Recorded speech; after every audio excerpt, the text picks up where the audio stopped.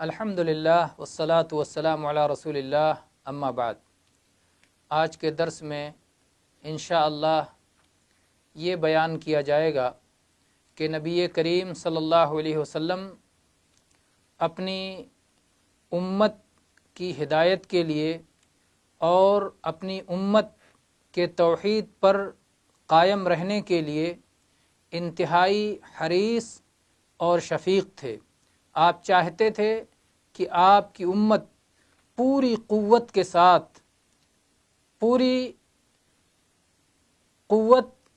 ساتھ توحید پر قائم رہے اور ان تمام اسباب سے، وسائل سے اپنے آپ کو دور رکھے جو توحید سے ہٹا کر کے شرک یا کفر کے راستے پر لے جاتے ہیں۔ اللہ تعالی نے فرمایا لَقَدْ جَاءَكُمْ رَسُولٌ مِّنْ أَنفُسِكُمْ عَزِيزٌ عَلَيْهِ مَا عَنِتُّمْ حَرِيصٌ عَلَيْكُمْ بِالْمُؤْمِنِينَ رَءُوفٌ رَحِيمٌ۔ تمہارے پاس ایسے رسول آئے ہیں جو تمہارے اپنے ہیں، تمہارے اندر سے ہیں، اور ان کے لیے وہ تمام چیزیں بہت شاق ہیں جو تمہارے لیے مشقت کا سبب ہیں، اور وہ تمہاری بھلائی کے بڑے حریص ہیں، اہل ایمان پر بڑے مہربان اور بڑی شفقت والے ہیں۔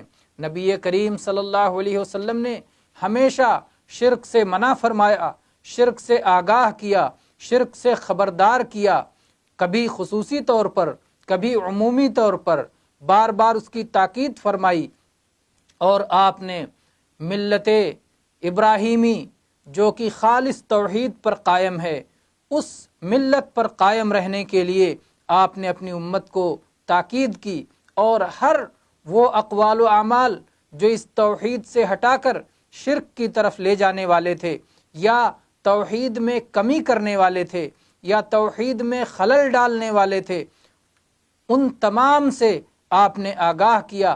اگر ہم نبی کریم صلی اللہ علیہ وسلم کی سنتوں کو دیکھیں اور صحیح احادیث کو غور کریں تو ہم دیکھیں گے کہ اللہ کے نبی کریم صلی اللہ علیہ وسلم نے توحید کی شاہراہ کو خوب واضح طور پر کھول کھول کے بیان کر دیا، حجت تمام کر دی، ہر طرح کے شکوک و شبہات کو زائل کر دیا، اور اب کسی بہانہ بنانے والے کے پاس یہ بہانہ موجود نہیں رہے گا کہ اسے شرک معلوم نہیں ہے۔ آئیے ہم چند باتیں بیان کرتے ہیں جن کے سلسلے میں جو انسان کو شرک کی طرف لے جانے کا سبب بنتی ہیں، اللہ کے نبی کریم صلی اللہ علیہ وسلم نے کیسے ان چیزوں کی وضاحت فرما دی ہے۔ پہلی چیز ہے الرقیہ۔ یہ رقیہ کی جمع ہے، اس کے معنی ہوتا ہے دم، جھاڑ پھونکنا، مریض پر دم کرنا شفا حاصل کرنے کے لیے، چاہے قرآن پاک کی آیات پڑھ کے دم کیا جائے، یا نبی کریم صلی اللہ علیہ وسلم سے ثابت کوئی دعا پڑھ کے دم کیا جائے، یا کوئی اور پاکیزہ کلمہ پڑھ کر کے جو شریعت میں جائز ہے اسے پڑھ کے دم کیا جائے، اور ایسا کرنا جائز ہے۔ اس سلسلے میں عوف ابن مالک رضی اللہ عنہ کی حدیث ہے، کہتے ہیں کہ ہم جاہلیت میں دم کیا کرتے تھے۔ ہم نے رسول اللہ صلی اللہ علیہ وسلم سے دریافت کیا کہ اے اللہ کے نبی آپ کا کیا خیال ہے؟ اللہ کے نبی نے فرمایا اپنے دم کی چیزوں کو، اپنے منتروں کو، اپنی دعاؤں کو مجھ پہ پیش کرو، لا باس بالرقیٰ ما لم یکن فیہ شرک۔ کسی بھی دم جھاڑ میں کوئی حرج نہیں جب تک کہ اس میں شرک نہ آ جائے، جب تک شرک سے محفوظ ہے تب تک اس میں حرج نہیں۔ یہ صحیح مسلم کی 2200 نمبر کی حدیث ہے، اور انس ابن مالک رضی اللہ عنہ کی حدیث ہے، کہتے ہیں رخص رسول اللہ صلی اللہ علیہ وسلم فی الرقیۃ من العین والحمى والنملہ۔ یہ بھی صحیح مسلم کی حدیث ہے 2196 نمبر پر کہ اللہ کے نبی صلی اللہ علیہ وسلم نے نظر بد سے اور زہریلے جانور کے ڈنک مارنے سے اور ایسے ہی جلد پر نکل جانے والے دانوں سے دم جھاڑ کرنے کی اجازت عطا فرمائی ہے۔ اور جابر ابن عبداللہ رضی اللہ عنہ کی حدیث ہے کہ رسول اللہ صلی اللہ علیہ وسلم نے فرمایا من استطاع ان ينفع اخاه فليفعل، جو شخص اپنے بھائی کو فائدہ پہنچا سکتا ہے تو وہ ایسا کرے۔ فائدہ پہنچانا مطلب دم کر کے، جھاڑ پھونک کر کے اگر کوئی اپنے بھائی کو فائدہ پہنچا سکتا ہے تو اللہ کے نبی نے اس کی اجازت دی ہے۔ یہ حدیث صحیح مسلم میں 2199 نمبر پر ہے، اور عائشہ رضی اللہ عنہ کہتی ہیں کہ نبی کریم صلی اللہ علیہ وسلم کا معاملہ یہ تھا کہ جب کسی انسان کو کوئی تکلیف یا بیماری ہوتی تھی تو آپ اپنا داہنا ہاتھ اس کے اوپر رکھتے تھے، اپنا داہنا ہاتھ اس کے اوپر رکھ کے آپ یہ دعا پڑھتے تھے، اذهب الباس رب الناس واشف انت الشافی لا شفاء الا شفاؤک شفاء لا یغادر سقما۔ یہ حدیث صحیح بخاری اور صحیح مسلم کی ہے۔ صحیح بخاری میں 5743 اور صحیح مسلم میں 2191 نمبر پر ہے۔ اللہ کے نبی صلی اللہ علیہ وسلم کہتے تھے کہ بیماری کو ختم کر دے اے لوگوں کے رب، تو شفا دے دے، شفا دینے والا تو ہی ہے، تیرے سوا کسی اور کے ہاتھ میں شفا نہیں ہے، اے اللہ ایسی شفا دے دے کہ اس کے بعد کوئی بیماری باقی نہ رہے۔ اس دم جھاڑ کے جائز ہونے کے لیے اور اس کے درست ہونے کے لیے 3 شرطیں ہیں۔ پہلی شرط یہ ہے کہ آدمی کا یہ عقیدہ ہو کہ یہ دم جھاڑ یہ بذات خود نفع بخش نہیں ہے، جب تک اللہ کی اجازت نہ ہو تب تک یہ فائدہ نہیں پہنچا سکتا۔ اگر کسی شخص کا یہ عقیدہ ہے کہ یہ دم جھاڑ بذات خود مستقل طور پر نفع بخش ہے، اللہ کی اجازت کے بغیر یہ فائدہ مند ہے، تو یہ حرام ہے بلکہ شرک ہے۔ یہ عقیدہ ہونا چاہیے کہ کوئی بھی دم جھاڑ اللہ کی اجازت کے بغیر نفع بخش نہیں ہو سکتا۔ دوسری شرط یہ ہے کہ جس دعا سے دم جھاڑ کیا جائے وہ اس کے اندر کوئی شرعی مخالف چیز نہ پائی جاتی ہو، وہ شریعت کے موافق ہو۔ اگر اس میں غیر اللہ سے دعا پائی جائے یا اسی طرح سے کسی جن سے فریاد کیا گیا ہو یا اسی طرح سے اور کیا گیا ہو، جیسے بہت سارے لوگ دم جھاڑ کرنے والے لونا چمائن کی دہائی اور یا جبریل اور یا قطمیر وغیرہ کہتے ہیں، تو اس طرح کی اگر شرکیہ باتیں ہوں تو یہ حرام اور شرک ہے، پھر اس سے دم کرنا جائز نہیں ہوگا۔ تیسری چیز یہ ہے کہ جس دعا کو پڑھ کے دم کرنے والا دم کر رہا ہے اس کا معنی معلوم ہو، وہ سمجھ میں آنے والی دعا ہو، ایسا نہ ہو کہ کوئی طلسم ہو یا اسی طرح سے شعبدہ بازی یا جادوگری کی کوئی صورت ہو، کچھ ایسے منتر ہوں جس کو آدمی نہ جانتا ہو، پتہ نہیں اس میں شرک ہے کہ توحید ہے۔ اگر کوئی ایسی چیز ہے تو جائز نہیں ہے۔ تو امام مالک رحمہ اللہ سے پوچھا گیا کیا کوئی آدمی دم کر سکتا ہے اور دوسرے سے دم کروا سکتا ہے؟ تو امام مالک رحمہ اللہ نے کہا ایسا کرنے میں کوئی حرج نہیں بشرطے کی پاکیزہ بات ہو، جس کلام سے دم کیا جائے وہ درست ہو۔ تو 3 شرطیں یہ یاد رہیں کہ یہ 3 شرطیں ہیں، اگر تو دم جھاڑ کرنا جائز ہے، اور اگر یہ 3 شرطیں نہ پائی جائیں تو ایسا دم جھاڑ کرنا منع ہوگا اور حرام ہوگا۔ اگر کسی دم جھاڑ کرنے والے کو یا دم جھاڑ کروانے والے کا یہ عقیدہ ہے کہ یہ دم جھاڑ بذات خود مؤثر ہے، اللہ کی اجازت کے بغیر خود اس میں نفع ہے، یا اس میں شرکیہ الفاظ پائے جائیں یا کفریہ وسیلے پائے جائیں یا بدعتی الفاظ پائے جائیں یا اس طرح کی حرام چیزیں پائی جائیں یا اس کا معنی معلوم نہ ہو، تو یہ ناجائز ہوگا، حرام ہوگا، شرک ہوگا، اس سے بچنا ضروری ہوگا۔ تو یہ رہا مسئلہ رقیہ اور دم جھاڑ کا کہ اس کی وجہ سے بہت سارے لوگ شرک میں پڑ جاتے ہیں۔ اللہ کے نبی کریم صلی اللہ علیہ وسلم نے اسے خوب واضح کر کے بیان کر دیا ہے۔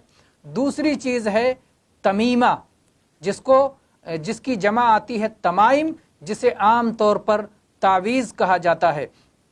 یہ جسے لوگ گردنوں میں لٹکاتے ہیں یا بازوؤں میں پہنتے ہیں یا کمر میں پہنتے ہیں، کوئی شخص جو ہے گلے میں پہنتا ہے، اور کبھی کوڑیاں اور گھونگے یا ہڈیاں یا اور اس طرح کی چیزیں ہوتی ہیں۔ آدمی اپنی مراد پانے کے لیے یا اپنی مصیبتوں سے بچنے کے لیے اس طرح کیا کرتا ہے۔ زمانے جاہلیت کے عرب لوگ بھی اپنے بچوں کی گردنوں میں اس طرح کی چیزیں لٹکایا کرتے تھے۔ ان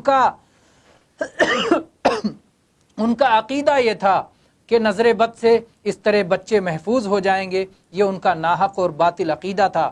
اللہ کے نبی کریم صلی اللہ علیہ وسلم نے اس کی حرمت بیان فرمائی اور اسے شرک کی ایک قسم قرار دیا، کیونکہ اس میں اللہ کے بجائے غیر اللہ سے انسان کا تعلق بنتا ہے، جبکہ مصیبتوں کو ہٹانے والا اور مصیبتوں سے بچانے والا صرف اللہ رب العالمین کی ذات ہے۔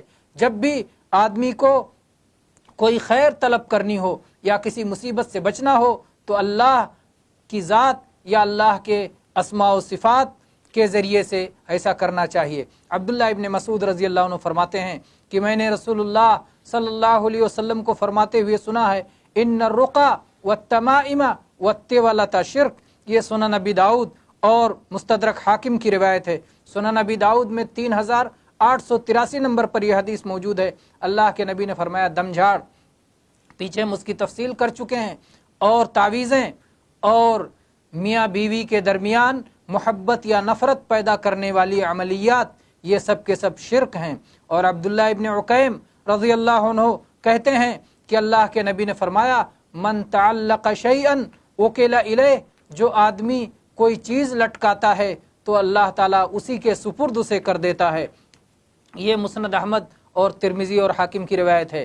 اور اسی طرح سے عقبہ ابن عامر رضی اللہ عنہ کہتے ہیں کہ اللہ کے نبی نے فرمایا من تعلق تمیمتا فلا اتم اللہ لہ، جو شخص تعویذ لٹکائے اللہ اس کی مراد پوری نہ کرے۔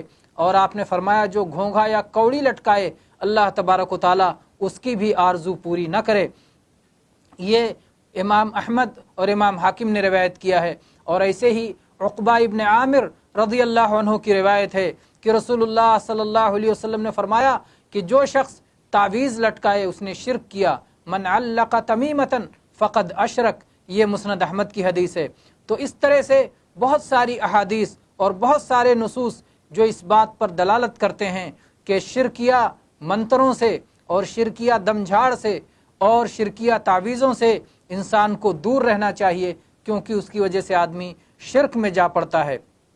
اور اگر کوئی شخص قرآنی آیات کو لٹکاتا ہے، اس سلسلے میں قرآنی آیات اور ثابت دعاؤں کے سلسلے میں اگرچہ علماء نے اختلاف کیا ہے، اور بعض علماء اسے جائز کہتے ہیں اور بعض علماء اس سے روکتے ہیں، اور زیادہ درست بات یہی ہے کہ قرآنی آیات اور صحیح دعاؤں کی بھی تعویذ ہو تو وہ بھی جائز نہیں ہے۔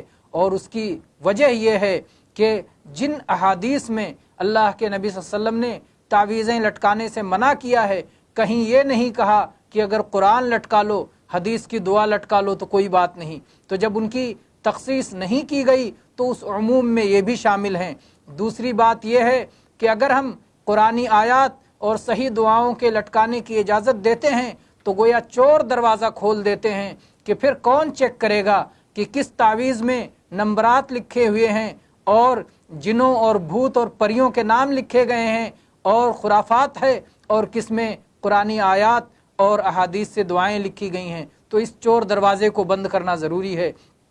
تیسری بات یہ ہے کہ اگر کوئی شخص قرآنی آیات کی دعاؤں سے، قرآنی آیات سے تعویذ لٹکاتا ہے تو ظاہر بات ہے کہ وہی پہنے وہ قضائے حاجت کرتا ہے، گندی جگہوں پہ بھی جاتا ہے، تو اس میں اس کے توہین اور تنقیص کا خطرہ ہے۔ اسی طرح سے یہ بات بھی یاد رہے، چوتھی بات یہ یاد رہے کہ اللہ تبارک و تعالیٰ نے قرآن پاک سے شفا حاصل کرنے کا ایک متعین طریقہ بتایا ہے۔ جب ہم اس طریقے سے ہٹ جائیں گے تو ظاہر بات ہے وہ پوری طرح عمل نہیں ہوگا۔ وہ طریقہ یہ ہے کہ مریض پر قرآن پاک کو پڑھ کر دم کیا جائے، یہ طریقہ ہے قرآن سے شفا حاصل کرنے کا، نہ کہ اسے لٹکا لینا۔ اب اگر کوئی شخص اسے لٹکا کر شفا حاصل کرنا چاہتا ہے تو گویا وہ ایک ایسا طریقہ بنا رہا ہے جس طریقے کی رہنمائی اللہ تبارک و تعالیٰ کی طرف سے نہیں ہے۔ تو اس سے معلوم ہوا واضح طور پر کہ ہر طرح کی تعویذوں سے جو ہے ہمیں بچنا چاہیے، کیونکہ وہ ہمیں شرک کی طرف لے جاتی ہیں۔ واللہ تعالی عالم، والحمد للہ رب العالمین، وصلی اللہ علی نبینا وسلم۔